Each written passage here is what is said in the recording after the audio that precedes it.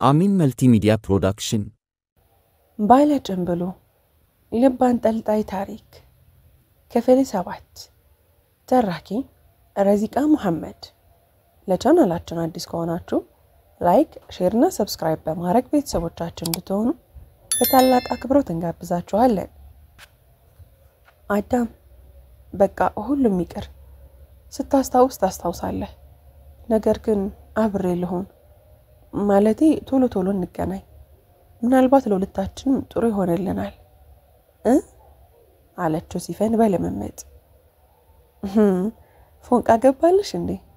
እስኪ አይንሽ እያለ መሳቅ ጀመረ። ሳቅ ውስጥ ደስታ ይደመጣል። ሲፈን ዝም ብላ ታየው ጀመር። እንዴት ነው ይሄ ልጅ ልብ የገባው? ካደረገው ነገር አንፃር ባይገባው ነገር ግን ውስጤን ያለ ከልካይ ገብቶ ተቀምጧል። ከነ ችግሩ ልቤ ውስጥ ነው አለች ለራሷ። አዳም ቀረብ አላት። ፈራችው። እንደ ምራቅ አለች። ቆይ አይንሽማ መታየት አለበት። እስኪ ምን ያደረክ ነው አለች ሲፈን በደከመ ድምጽ። አሃ ተበልተሻል፣ በቃ በጣም አፍቅረሽኛል። እሱ ምኞትህ ነው አይደለም፣ እውነታ ነው። በፍጹም አንተ ምንም የሚወደድ መግባር የለህም። እሱን ታየው እናያለን። ገፍቶ ሲመጣ ፍቅርሽ ሞልቶ ሲፈስ በቅርብ እናያለን ብሎ ከት ብሎ ሳቀባት። አዳም በጣም ወዷታል። ሲፈን ልክ ነህ፣ መቼም ግን ቀድሜ እንደማፈቅርህ አልነግርህም። በጭራሽ ፍቅርህ አንገላታኝ ምናምን ብዬ ራሴን አላዋርድም። ሊደፍረኝ የነበረን ወንበዴ እንዲሁም ዘራፊ አበድኩለት ብዬ ስነፋረቅ ታየኝ እኮ። እንዴ ምን እየሆንኩኝ ነው ብላ ራሷን ጠየቀች። እንግዲህ ቀን አለፈ። አቶ ዩሱፍም ከሞቱ 15 ቀን አለፋቸው። አብዲም ነገሮች ሁሉ ግራ እንዳጋቡት እንደተምታቱበት ቀጥሏል። በተለይ የአቶ ይርጋ በቀልድ እያዋዙ አንዳንድ ቃላቶችን መሰንዘራቸው ግራ አጋባውና ጥርጣሬውን ይበልጥ እንደጨመረለት ነው። የበለጠ ደግሞ ስለ አዳም አንዳንድ ግልጽ ያልሆኑ ነገሮች ይናገሩና ትኩረት ሰጥቶ ሊያዳምጣቸው ሲል ስቀልድህ ነው፣ ጥሩ ልጅ ይመስላል እያሉ ያምታቱታል። በልቡ ሰውዬ ምንድነው ሐሳባቸው ይላል። ደግሞ ስለምንድን ነው ሱቅ የሚመላለሱት? ለምን ያዘኑ ይመስላሉ? እኔ እንደው እስካሁንም ታዝቢያቸዋለሁ። ለአባባ አንዲት ዘለላምባ እንኳን ጠብ አላላቸውም። እና አሁን እየመጡ ለምንድን ነው እኔን የሚያደርጉኝ? እንደውም እንደ አቶ ይፍሩ አጠገቤ ዝር ባይሉ ደስታዬ ነው አለ። እኔ መልግን አብዲ ስለ አዳም የምታውቀው ነገር አለ አሉ አቶ ይርጋ። አልገባኝም። ይሄንን ጥያቄ በተደጋጋሚ ጠይቀውኛል። ባለፈውም እንደዛው። ምንድነው ፋዘር ስለሱ ሊነግሩኝ የፈለጉት? ግልጹን ይንገሩኝ አለ አብዲ ተሰላሽቶ። አይ እኔ የማውቀው የሌሊት ዘራፊ መሆኑን ነው። ማለቴ ሰው ቤት አጥር ዘሎ እንደገባ አውቃለሁ። አንተ ስለሱ ምንም እንደማታውቅ ግን ከሁኔታ ተረድቻለሁ። ለዚህ ነው ስለሱ ያለህን ነገር ለማወቅ ስፈትሽ የነበረው። አትበሳጭብኝ ልጄ፣ ለመጠንቀቅ ብዬ ነው። በተለይ አባትህ ከሞተ በኋላ ከቤትም ስመጣ እዚህም ሱቅ ድረስ እየመጣ ሲጠጋጋ እኔ ከማውቀው ማንነቱ ጋር በጭራሽ አልመጣልኝም። አንተንም እንደ አባትህ ማጣት አልፈልግም ልጅ፣ የአባትህ ቃል አለብኝ አሉ አቶ ይርጋ ያሰቡ በሚመስል የአብዲን ጭንቅላት ለመበረዝ እየሞከሩ። አብዲ በመገረምና በመደንገጥ ፍጥጥ ብሎ ቀረ። ምንድነው የሚሉት በሚል አስተያየት እያያቸው አልገባኝም። የምን ዘረፋ? የምን ማጣት? ከአዳም ጋርስ ምን ያገናኘዋል? ደግሞ አዳምን የት ያውቁትና ነው? ጓደኛዬ በጣም ስርዓት ያለው ልጅ ነው። ከኃይለኛነቱ በስተቀር ሌባ አይደለም። ስለማያውቁት ነገር እንዲህ በድፍረት እንዴት ያወራሉ? አብዲ ራሱን መቆጣጠር አቃተው። አቶ ይርጋ ተረጋግተው ካስጨረሱት በኋላ ቀስ ብለው ስለ አዳም የሚያውቁትን ማውራት ጀመሩ። ጭምብል በማድረግ ማንነቱን ሳያሳውቅ በሌሊት የአቶ ይፍሩን ቤት መግባቱን ከዛም ደግሞ ከአቶ ይፍሩ ገንዘብ መጠየቁንና ሲፈንን እንደደፈረ በኋላ ዘበኛቸው ድንገት ነቅቶ በዱላ ሳያስበው መጥቶት እንደጣለው አቶ ይፍሩም ከዘበኛው ጋር ተጋግዘው አቶ ይፍሩ ግቢ በሚገኘው ትንሽዬ መጋዘን ውስጥ አስረው ሲደበድቡት እንደነበረ በኋላም ማን ነው ይላከህ ብለው በማስገደድ ሲጠይቁት አቶ ዩሱፍ መሆናቸውን እንዳመነ ከዛም መልሰው የተጎዳ ሰውነቱን እንዲያገግም በማለት ሆስፒታል እንዳስተኙት ጤንነቱ ሲመለስም ይሄው ወደ ቤቱ ተመለሰ ብለው ጨረሱ። ከትንሽ እውነታ ጋር ብዙ ውሸትን ቀላቅለው አብዲን በአቶ ይፍሩና በአዳም ላይ ለማስነሳት እያሴሩ አብዲ የሰማውን ማመን አቃተው። የምን ተረት ነው የሚያወሩልን? ከየት ወዴት ነው እኚህ ሰውዬ? ሊያሳብዱኝ ነው እንዴ የመጡት? ምን አይነት ሰው ነዎት? በፍጹም እውነት አይደለም እንዴ! በአባቴ ሞት ተጠያቂ አቶ ይፍሩና አዳም እጃቸው አለበት እያሉኝ እኮ ነው። የሚናገሩትን ግን ያውቁታል? ጮክ አለ አብዲ። እኔ አባትህን እነሱ አጠቁት እያልኩኝ አይደለም፣ ግን ይፍሩ ከአዳም የሰማው ሊዘርፍ ስለቻለበት ምክንያት በዩሱፍ ትዕዛዝ እንደሆነ ነግሮታል። ይህንን ነው የማውቀው። እንግዲህ ዩሱፍ ምን ያጣው ነገር አለና ወደሱ ይልከዋል። ምናልባት አዳም ለማምለጥ ብሎ የተጠቀመበት ዘዴ ሳይሆን አይቀርም። ያው ያንተ ጓደኛ ስለሆነ ምናልባት በጓደኝነት መንፈስ ተነሳስተ ስለኛ ብዙ ሳታወራ አልቀረህም። እሱን ነው የተጠቀመበት። ሌላው ግራ የገባኝ ነገር ግን እንዴት አባትህ ሲሞት እሱ መጣ? መጠርጠር ጀምሬያለሁ። ነግበኔ ነውና ይፍሩ የያዘውን ሌባ ጓደኛችን በሞተ ማግስት ለቀቀው። እንዴት ብለው የባሰ ዘባረቁበት። አብዲ መጮህ ነበር የቀረው። ነገሮች ተምታቱበት። አዳም ስለ ሁሉም ያውቃል። ብዙ ነገር አውርቶታል። ምን ጓደኛዬ? አለምንም። አዳም ጭንብል ለብሶ በሌሊት የሰው አጥር ደፈረ? እንዴት? አዳም ሰውነቱ ይንቀጠቀጣል። ነገሮች በጣም ቀውስ አድርገውታል። ትናንት አብዲ ተናግሮት ከሄደ በኋላ ሲረባበሽ ነበር ያደረው። በሰዓቱ ሲሚል ሲገዘት ነበር። ኤዶምም ጭምር ተከላክሎለታል። ወንድሜ ከትዕቢቱ በስተቀር ሌላ ምንም አመል የለበትም። እንዴት እናገረዋለህ ብሎ አብዲን ተቆጥቶ አስወጥቶታል። ብዙ ነገር ተፈጥሮ ነበር። እውነት ሲፈን ያለችው ትክክል ይሆን እንዴ ብሎ ራሱን ሲጠይቅ ነበር። አሁን ዛሬ እውነቱ ተገልጦለታል። እያንዳንዱ ነገር አስተውሎታል። በጣምም ተደናግጧል። የበለጠ እንዲያስታውስ የሆነበት ምክንያት ደግሞ ታዲዮስ የተባለ ጓደኛው መጥቶ ወደ ቤት መመለሱን እንዳስታወሰው ተናግሮ እንዴት ነው ነገርየው?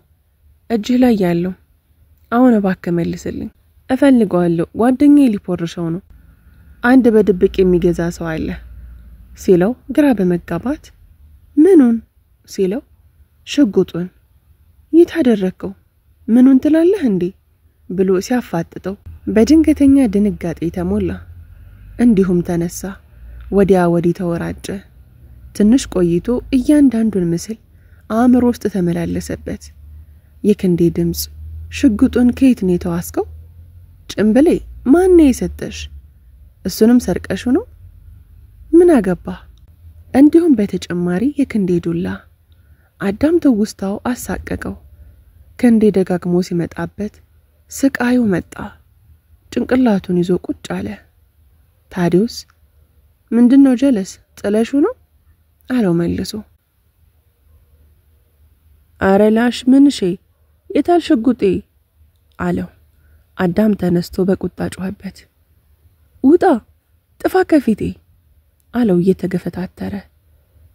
አረላሽ ልትመታኝ ነው እንዴ? እንኳን ሽጉጥ ሰውም ይቀራል። ተረጋጋ ጓደኛዬ አለ ታዲዮስ። አዳምን ይፈራዋል፣ እንኳንም ሰንዝሮበት። እናም ቶሎ ብሎ አመለጠው። አዳም ወዲያ ወዲህ ያለ በብስጭት ተወራጨ። ክንዴ አቶ ይፍሩ የሲፈን አባት፣ ወይኔ ተጫውቶብኛል። ምን አይነት የማረባ ሰው ነኝ? ወይኔ አዳም። አብዲ እንዳለው አቶ ዩሱፍ በእኔ ምክንያት ከሞቱ አለቃቸውም አቶ ይፍሩን ላደረጉት ነገር ሁሉ ይከፍሉታል ብሎ ፎከረ። አዳም ሲወዛወዝ ኤዶም ገብቶ መቆሙን እንኳን ልብ አላለውም ነበር። እሺ ምንድነው አሁን ደግሞ አለው ኤዶም ተገርሞ። አይ ዝም ብዬ ነው። አዳም ልክ አትመስለኝም። እስኪ ቁጭ በልና እናውራ። ይኸውልህ ኤዶም፣ እኔን መጨቅጨቅህን ካላቆምክ መልሼ እጠፋለሁ። ዝም በለኝ አለው በቁጣ። ፊት ለፊት እያየው ለመቆጣት ሲዘጋጅ ከውጭ እናቱ ገቡና ገላገሏቸው። እናታቸውን ሲያዩ ሁለቱም ተረጋጉ። እናንተ ምንድነው ትግል ሊገጥሙ የተዘጋጀ ሰው የመሰላችሁት? ብለው እየሳቁ ወይ ልጄ ግቢ እስኪ አሉ። አዳም ደንግጧል። በዚህ ሁኔታ ማንንም ባያገኘው ደስ ይለዋል። ኤዶም ማንን ነው ብሎ ዞር ሲል ሲፈናት ቤቱን ባለፈው ከለቅሶ ቤት ሆኖ አዳም አሳይቷት ነበር። ስልኩ ባይነሳላት ጊዜ ቀጥታ መምጣቷ ነው። ብዙ አልተቸገረችም። ኤዶም ልቡ ለሁለት የተከፈለ እስከሚመስለው ትርክክ አለ። ፍዝዝ እንዳለ ቆመ። አዳም ቀጥታ በመሄድ ሲፈንን ግቢ ብሎ አስገባት። ሲፈንም ገብታ መሃል ላይ ስትቆም እናት ተቀመጪ ልጄ፣ ምን ይምጣ ሻይ ቡና አሉ ጭንቅ እያላቸው። እና አዳም ቤት ውስጥ ሴት አምጥተው አያውቁም። ለትዬ ጽጌ አዲስ ነገር ነው። ሽር ጉዳሉላት። አዳም አጠገቧ ሄዶ ተቀመጠ። ስሚኝማ ሲፈን አለቀስ ብሎ ድምፁ እንዳይሰማ እየተጠነቀቀ፣ ሁሉንም ማስታወሻለሁ አንድም ሳይቀር። አባትሽ ካጠፋውት በላይ ነው የቀጣኝ እና ክፍያ መጠየቅ አይቀርም አለ ኮስተር ብሎ። በእውነት ሁሉንም ክንዴንም ማስታወስከው? አዎ ሲፈን፣ በጣም ነው የተጫወቱብኝ። እኔንስ ያደረከኝ ነገር ብላ ቆጣለች። አንቺ ምን አደረኩሽ? እራስሽ ነሽ እንደዛ እንደሆነ ያደረክሽኝ ነው። በጣም የምትገርምና ራስ ወዳድ ሰው ነህ ብላ ተነሳች። ሲፈን አስከተላ እዚህ ድረስ የመጣሁት እንድትጠነቀቅ ለነግረህ ነው። ካላስታወስክ ልትጎዳ ትችላለህ ብዬ። የአባቴ ሰዎች ሊያተኩሩብህ ይችላሉ። በተረፈ እንኳን ደስ አለ። ልሂድ አለች ሲፈን ጥግ ላይ ወደ ተቀመጠው ኤዶም እያየች። አንተም የሱ ብጤ ትሆን ይሆናል፣ ምስኪን ያልታደሉ እናት አለች። እንዴ ቡና ላፈላልሽ እኮ ነው ሳትቀመጪ። ምን ነው አስቀየሙሽ እንዴ? እሱ እንደው ሰው መያዝ አይችልበት። አንተ ዝም ትላታለህ? አስቀምጣት እንጂ አሉ እናት። አዳም ከተቀመጠበት ሳይነሳ ጭራሽ ተጠንቀቅ ከነሱም ብሶ ይላል በውስጡ። በእርግጥ የሰው አጥር ተዳፍሬያለሁ፣ ግን ያ ሁሉ ዱላ ይገባኝ ነበር? ሞቼ ነበር እኮ። አዳም ከሱ ጥፋት ይልቅ የነሱ ጎልቶ ታየው። ሲፈን አይ ማማ ልሂድ በቃ አለች። እሺ መቼስ በባዶ ይሆና፣ በል ተነስተሸኛት አሉ እናት። ኤዶም በድፍረት እሱን ታዩ፣ ዛሬ ጤንነት እየተሰማ አይደለም፣ እኔ ሸኛታለሁ አለ። አዳም በመገረም ወንድሙን እያየ ተስማማለት። ሲፈን አልደበራትም። እሺ አለችና ተሰናብታቸው ከኤዶም ጋር ወጣች። እናም የአዳምና የኤዶም ልዩነት በጣም እየገረማት ተደነቀች። ፈራ ተባ እያለ የሚያወራት ትህትናውና አክብሮቱ ቁጥብነቱ ተደምረው የአዳም ተቃራኒ ያደረጉባት። በተለይ ዛሬ አዳም ፍጹም ወደ ቀድሞ አውሬነቱ ተመልሷል አለች በውስጧ። መኪና ይዘሻል እንዴ? አዎ ያቻት ወደ ውስጥ ይጃት ከምገባ ብዬ ነው። በኋላ ለመዞር አይመቸኝም።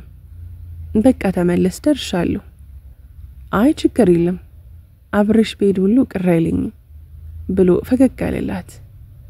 እውነት ከሆነ ደስ ይለኛል አለች። በዛውም አዳምን ለማበሳጨት አስባ ከምር ፈቀድሽልኝ? ባንዳፍ ቀጥለሽ አንቺም የምትፈልጊውን ትጠይቂኛለሽ፣ ታያለሽም ቢያለልሽም ብሎ ደግሞ ሳቀላት። አንተ ተጫዋች ነህ ለካ፣ ዝም ያልክ መስለህ አለች። ላንቺ ሲሆን ነው መሰለኝ አላት ሳቀ ብሎ። ሲፈን ቀለል አላት። መኪናዋን ከፍታ አስገባቸው። አሃ የወንዱን ስራ አላት አሁንም እየሳቀ። እናሱ እኮ በራስ መኪና ሲሆን ነው፣ እንበልግባ ብላ አስገባቸው። እሺ አለ ሳያመነታ። የሚሄድበት ምክንያት ባይኖረው ከሲፈን ጋር ነውና ደስ ብሎታል። ወንድሜስ ከልቡ ወዷት ቢሆንስ በአንድ ጊዜ ሁለታችንም ለአንድ ሴት ስሜት ሊኖረን ነው እንዴ? ከዚህ በፊት እንዲህ አይነት ስሜት ተሰምቶኝ አያውቅም። እና ቆይ ምን ላድርግ? ለቅሶ ላይ ካየዋት ጀምሮ አስባታለሁ። እና ምን ይሆን ዛሬ ጭራሽ ቤት መጣች? በወንድሜ ላይ ልመቀኝ ነው እንዴ? ፈጣሪ ሆይ ምን እየተካሄደ ነው? አለ ኤዶም ልቡ ጭንቅ ጠበብ ያለበት። ሲፈን ቤት ከመግባቷ ስልኳ ጮኸና አነሳችው። አዳም ነበር። ምን ፈልጎ ነው ደግሞ? አለች በሐሳቧ። ሄሎ አዳም ነኝ። አውቃለሁ መናገር አይጠበቅብህም።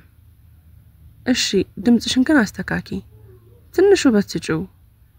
ለማን ብዬ እንዴ? ስቀልድሽ ነው። ምን ነው ቆይ ተቆጣሽ? ችግር አለ? ቀልድ አላማረኝም ለዛ ነው። እሺ ወንድሜ እንዴት ነበር? ተመቸሽ? አለ አዳም። አቤት ምን ለማለት ፈልገ ነው? ሲፈን ተናደደች። ኧረ እባክሽ ምርር አትበይ፣ ያው ልሸኝሽ ስለመጣ ብዬ ነው። አመሰግናለሁ ስለምቾቴ ስላሰብክ። ግን ይሄንን ለመጠየቅ ነው የደወልከው?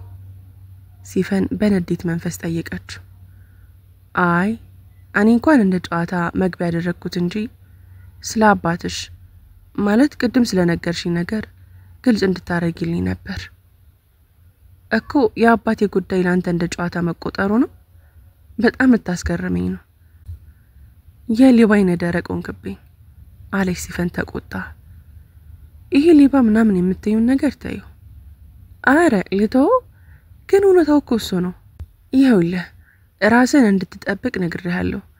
በአባቴ ጀርባ ሆኜ ለማይገባው ሰው እርዳታ እያደረኩ መሆኔ ቢሰማኝም ነገር ግን በሌላ መልኩ እንዳንተ አይነቱን ደነዝ አንድ ነገር አድርጎኝ ወንጀለኛ ቢሆን ዞሮ ዞሮ ተጎጂ እኔ ነኝ። ስለዚህ ከአባቴ ይታረቅ በቃ አለች ሲፈን ኮስተር ብላ። አትሳደቢ ደግሞ። ያ ሙሰኛ አባትሽ በህዝብ ገንዘብ ነው እየተንደላቀቀ የሚያንደላቅቅሽ። ሰማሽኝ? እያንዳንዷ ንብረቱ ላይ እንባለበት። ራስሽን የጨዋ ልጅ አድርገሽ አትቁጠሪ። እሺ እኛም ባጠባቂ በሌሊት የመጣው ከአባቴ ወስደ የንብረት ክፍፍል ልታደርግ ነበር? እሺ እኔስ? ትሰማኛለህ? ባለጌ መሆንህን እመን። ደሞ እኔ ነኝ የማይገባህን ቦታ የሰጠው። በጊዜው ምኞት በመነሳሳት ይሆናል ብዬ ነበር። አንተ ግን አስበህና አቅደህ ያደረከው እና ካሁን በኋላ ይህንን ስልክ እርሳው። ወንድምህን ሰላም በልልኝ። እናንተ ደግሞ ገደል ግባ ብላ ሲፈን ስልኩን ጆሮ ላይ ዘጋችውና ሶፋ ላይ ወረወረችው። የማይረባ ወይኔ ሲፈን፣ ይሄ ልጅ በዚሁ ከቀጠለ ያሳብደኛል። ከሱ መራቅ አለብኝ። እባክህ ልቤ ተወኝ አለች። አብዲ በቁጣ እንደ ጦፈ አዳምን ያዳምጠዋል። ወሬውን ሲጨርስ ዘሎ ሊከመርበት ያሰበ ይመስላል። ይቁነጠነጣል። አዳም አብዲን ለማስረዳት መከራውን አየ። ቃላቶች ሁሉ አልበቃሉት። ጓደኛውን በፍጹም ማጣት አይፈልግም። ለአብዲ ለማሳመን እንባ ቀረሽ ነው ሆነው። አብዲ አቶ ይርጋ ወሬ አእምሮ ውስጥ እየተመላለሰ የቱን ማመን እንዳለበት ግራ አጋባው። እሳቸው የነገሩት እውነት የሚመስል ነገር ይበዛዋል። አዳም ደግሞ ሌላ እውነታ ይዞ መጥቷል። ከማናቸው ይሁን? አብዲ መኔ ጓደኛዬ፣ በርግጥ የመጀመሪያ መነሻ የሆነኝ ሐሳብ ካንተ ጋር ስናወራ ያቶ ይፍሩ ሀብታቸው እሱ ሁኔታ በጣም ነበር የሚያናድደው። ያ ሁሉ ሀብታ ይገባቸውን ብያስብ ነበር። ግን በዚህ መልኩ ለዘረፋ እነሳሳለሁ የሚል ሐሳብ አልነበረኝም። ነገር ግን ይህ ሐሳብ የመጣልኝ ታዲዮስ አንድ ሽጉጥ እንዳገኘ እንዲሁም ከጓደኞቹ እንደሚሸጥልኝ ደብቆ እንደሚሰጠኝ ሲያመጣው በቃ እኔም ታውቃለህ ተመርቂ ስራ ባፈላልክ አጥቼ ቁጭ ያልኩ ሰው ነኝ። ብዙ ነገር ሞክሬያለሁ ታውቃለህ። ያው እንደምታዩ ጡረተኛ ነኝ እና ሳስበው ለኛ ስራ ፈትነት ምክንያት እንደ አቶ ይፍሩ ያሉ ሰዎች ናቸው። ስለዚህ እሳቸው ጋር ያለ ንብረት ለኔም ይገባኛል ብዬ አጥራቸው ድረስ ደፈርኩ። ግን በአጋጣሚ አልተሳካልኝም። ይቅርታ መነሻ አንተ ሐሳብ በመሆኑ አለ አዳም እየተለማመጠ። አያይ ስትል ከሰከስ ነው የተያዝከው። ሲፈላ ያንን ነገር ማድረግ ያሳዝናል። አይደለም ውሸት ነው። ሲፈላ ያልከውን ነገር አላደረኩም። በእርግጥ ሞክሬያለሁ፣ ግን ዝም እንድትል ለማስፈራራት እንጂ በሌላ አልነበረም። ያ ይርጋ የምትለው ሰው ምን እንደፈለገ ባላቅም፣ ግን ውሸት ነው። በጣም ብዙ ውሸት። እመነኝ ጓደኛዬ። እንደውም እሱን ሰውዬ መጠርጠር ጀምሬያለሁ። እባክህ ተረጋግተን እናስብና የአባት ገዳይ ላይ ተረረተን እንድረስበት አለ አዳም። አትዋሸኝም አዳም? ጓደኛዬ ነበርክ፣ የማምነህ ሰው ነበርክ አለ አብዲ ቁጭ ብሎ ጭንቅላቱን እያወዛወዘ ከቀድሞ ተረጋግቶ። አብዲ አሁንም ጓደኛዬ ነህ። የማይደፈረውን እንድደፍር ያደረገኝ ችግር ነው። ጸግዬ ትሙት እናቴን ያሳጣኝ በጭራሽ ለአባተ ሞት ምክንያት ከማንም ጋር አልተባበርኩም። በጭራሽ ያ ሁሉ ድብደባ እንኳን ሲወርድብኝ እነሱን ከመስደብ ውጪ የማንንም ስም አልጠራውም። እመነኝ አላዳም በጭንቀት ጓደኛውን የተለማመጠ። አብዲ በመጨረሻ ለስለስ እያለ መጣ። ከዛም ማውራት ጀመሩ። ማነው አባቴ ላይ እጁን ያነሳው? ለምን ፖሊሶችስ አንድ ነገር ላይ አልደረሱም? ለምን እያለ መብሰልሰልን ያዘ። ክፍል 8 ይቀጥላል። ታሪኩን ከወደዳችሁት ላይክ፣ ሼር፣ ሰብስክራይብ በማድረግ ቤተሰቦቻችን እንድትሆኑ በታላቅ አክብሮት እንጋብዛችኋለን።